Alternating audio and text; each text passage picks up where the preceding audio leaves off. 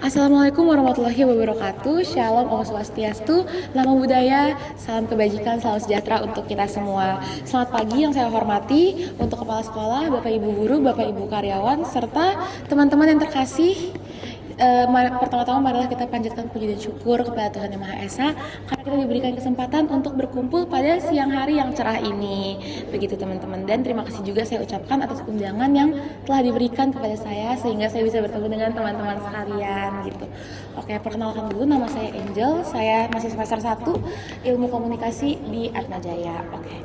Untuk mengawali topik pada siang hari ini, aku mau tanya dulu ke teman-teman. Biasanya berapa lama waktu yang teman-teman habiskan buat main HP, buat main gadget, atau cuman sekedar scroll sosial media aja gitu? Seharian. Oke teman-teman. Tapi kalian tahu nggak kalau sebenarnya waktu kayak 13 jam, 12 jam itu tuh benar-benar nggak sehat. Rata-rata buat seusia teman-teman itu tuh rata-rata penelitian oleh ahli itu 5 jam per hari. Tapi sebenarnya waktu yang ideal maksimal buat seumuran teman-teman itu hanya di 1 sampai 2 jam aja teman-teman. Sebenarnya begitu. Oke teman-teman, tapi emang nggak apa-apa banget karena kita itu hidup di zaman yang emang berkembang pesat banget di teknologinya. Jadi kita itu emang hidup di berdampingan banget lah, nggak bisa lepas ya. Mulai dari orang dewasa, anak remaja, orang tua, sampai anak kecil juga udah banyak banget yang ketergantungan sama yang namanya teknologi. Terus kita juga sebagai pelajar, sebagai mahasiswa, kita kan butuh banget yang namanya teknologi buat belajar, buat cari informasi, atau buat kelas daring kan juga sekarang sering ya teman-teman. Tapi teman-teman, yang jadi masalah itu tuh sebenarnya karena di zaman sekarang ini teknologi bukan cuma sebagai alat bantu aja, tapi malah menguasai kita, mengendalikan kita, bahkan menyita waktu kita. Dan itu tuh nggak cuma anak remaja aja, bahkan sampai orang dewasa, sampai anak kecil, itu kadang-kadang sampai lupa makan, lupa minum, lagi ibadah juga main HP, main gadget, bahkan mereka sampai jadi antisosial, nggak mau bergaul, nggak mau keluar rumah, nggak mau keluar kamar bahkan teman-teman, astaga. Padahal kita itu kan makhluk sosial ya. Kita itu butuh yang namanya berinteraksi sama orang lain. Nah, kalau teman-teman itu ngerasa apa yang tadi udah aku sebutin, itu tuh teman-teman ngerasa kalian udah lakuin nih secara sadar maupun nggak sadar gitu. Nah, itu tuh adalah tanda-tanda kalau kemudahan teknologi yang awalnya itu buat bantu, malah buat ngendaliin kita, malah mengendalikan kita gitu. Terutama remaja, karena remaja itu kan kayak kita tahu mudah banget ya buat ketergantungan sama suatu hal gitu. Bahkan sampai muncul yang namanya istilah nomofobia. Kalian tahu nggak nomofobia itu apa? Jadi nomofobia itu adalah ketakutan berlebihan kalau kita nggak megang handphone gitu teman-teman. Kenapa itu bisa kejadian? Karena zaman sekarang itu orang-orang berpikir kalau pakai handphone aja semua kebutuhan udah terpenuhi kok gitu loh. Kalian bisa cari teman di online gitu-gitu. Padahal sebenarnya kita juga butuh buat berinteraksi sama orang luar gitu kan teman-teman. Bahkan banyak juga aku temuin contoh nyata itu tuh sampai orang-orang tuh takut banget buat bicara di depan umum, bahkan buat ngobrol tatap muka tuh sampai canggung ya gitulah, dan berujung karena mereka takut interaksi mereka malah diem di rumah dan memilih buat menyendiri aja gitu.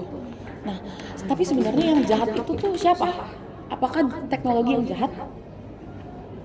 Oke, jadi sebenarnya teknologi itu nggak jahat ya teman-teman, karena bukan alatnya yang jahat, tapi kitanya yang harus tahu gimana cara kita ngelakuinnya, gimana cara kita tahu kapan kita harus pakainya gitu teman-teman. Nah, padahal kalau kita pakainya dengan baik gitu, teknologi itu kan bisa jadi sumber pengetahuan, terus jadi sumber info, pokoknya bermanfaat banget. Tapi kalau sebaliknya, kalau melakukannya sebaliknya, teknologi itu bisa jadi tuan buat kita yang ngendaliin kita gitu. Bahkan benar-benar hidup kita tuh bisa terikat sama teknologi tersebut gitu.